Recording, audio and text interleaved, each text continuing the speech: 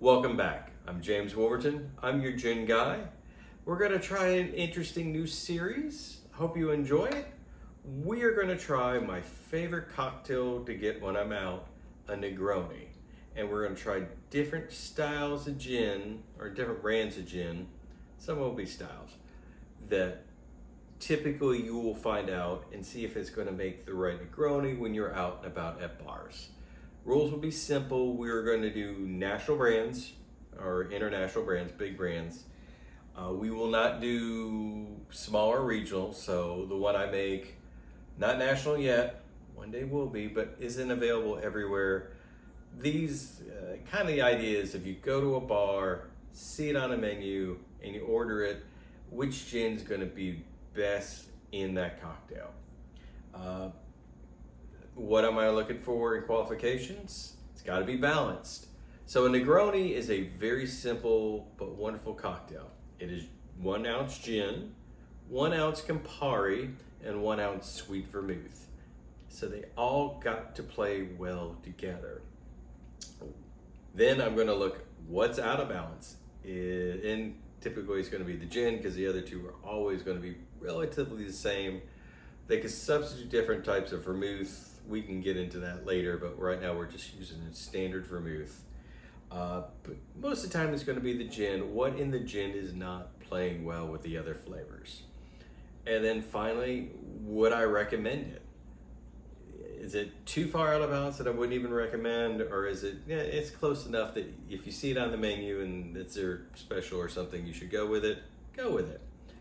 So we're going to start with Seagram's good old bumpy face that we've talked about when I was trying to dial in. We're still working on dialing in the recipes for gin, but it's very involved. The botanicals are difficult to work with unless you're actually distilling, but we'll play with that. So Seagram's, this would be your well gin. That's why we're starting off with this first.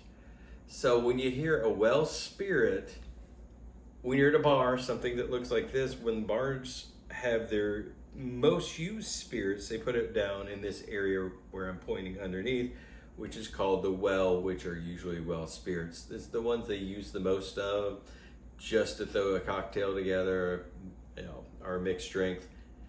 They don't tend to be the most, okay, depending on the bar, most bars they will be under this caliber or lower.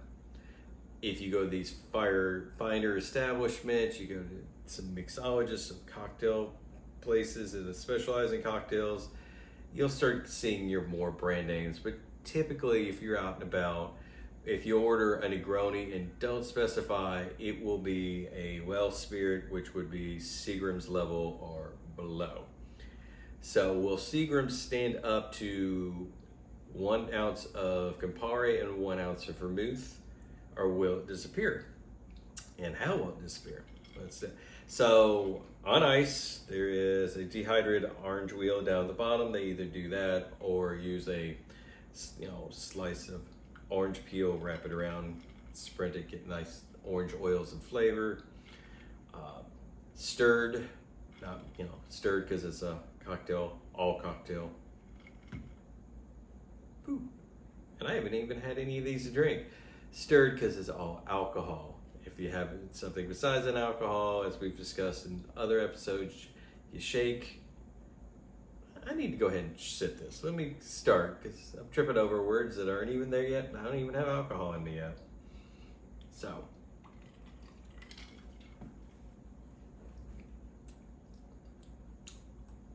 Well, that's Campari. That's Campari and a little bit of vermouth. And I'm searching at the very end, I find juniper. And then I find a little of more higher proof alcohol.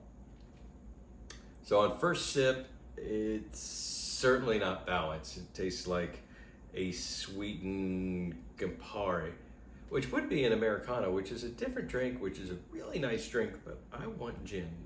The Americano's predecessor for this, it was actually just vermouth and Campari. Very nice, but I like gin.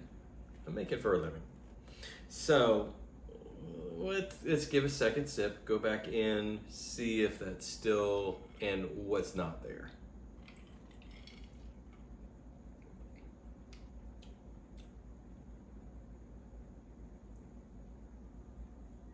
Passable, yeah, I'm looking for the right words.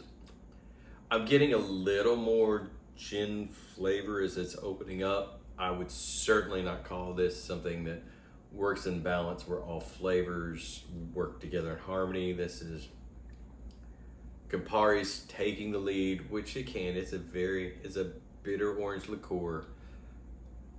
The sweet vermouth is doing the edges, but there's no magic, there's no botanicals, there's no fun flavors. There's hints of juniper and alcohol. So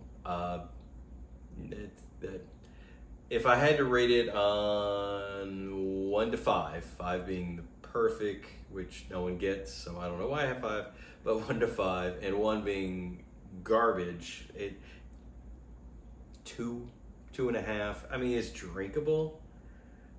I wouldn't order it. If I was at a bar and said, give me Negroni, and they started reaching for this for the well, I would immediately ask for something else. Yeah, as long as I use, we'll figure out what else I'm going to do in other episodes, but right now I would say no to this. It's not balanced. Sweetened Campari, which is really good drink, but not what we're looking for in Negroni. Seagram's just doesn't have enough backbone complexity to stand up to that Campari, and certainly it doesn't cut through the sweetness of the sweet vermouth. So it's a 2, maybe 2.5. It's not one I would repeat, not one I would go out and buy. So result, if you go out and see it's Seagram's that they're going to bring up from the well, or hope to God it's not behind their bar. Behind their bar, just don't get a beer. Get a beer, or ask there about their old fashioned. Maybe they'll probably screw that up too, but odds are just get a beer there, or a mixed drink, Jack and Coke, just something simple. You're not going to get anything great there. But 2, it's not a drain pour, but it's nothing. I certainly will not finish this tonight. It's not good. It's not good. So step 1.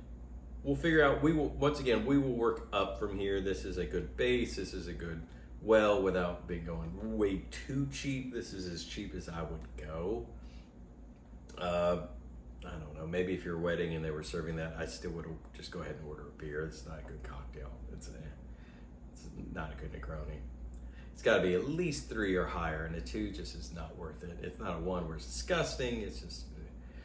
But we'll work our way up from here. Once again, nothing but national brands or international brands that you can get readily available. But we'll work through grading system of, is it balanced? If not, why? And then of total, would I reorder it again?